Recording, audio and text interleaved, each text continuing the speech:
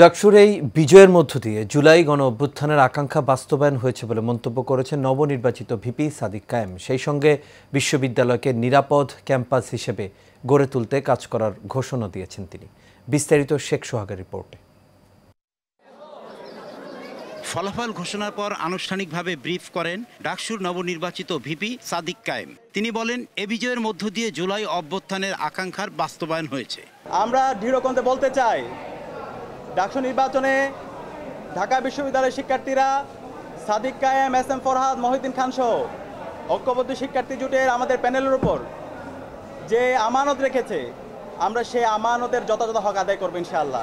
ডাকসুর নবনির্বাচিত জিএস ফরহাদ হোসেন বলেন, শিক্ষার্থীরা তাদের বিশ্বাস করে ভোট দিয়েছে। এ আমানত রাখতে তারা ঢাকা বিশ্ববিদ্যালয়ের নিরাপদ ক্যাম্পাস হিসেবে গড়ে তুলতে কাজ করবেন। ব্যক্তি ফরহাদ কিংবা ছাত্র শিবিরের ঢাকা বিশ্ববিদ্যালয়ের সভাপতি ফরহাদের বিজয় হিসেবে দেখবার কোনো সুযোগ আমার কাছে আমি ব্যক্তিগতভাবে মনে করি না। বরং এটি আমার কাছে মনে হয় ঢাকা বিশ্ববিদ্যালয়ের সকল শিক্ষার্থীদের প্রতিনিধিত্ব করা এবং সকল শিক্ষার্থীদের যে বিশাল আমানত আমাদের উপর অর্পিত হয়েছে, সেই আমানতের একটি ঘোষণা এটি।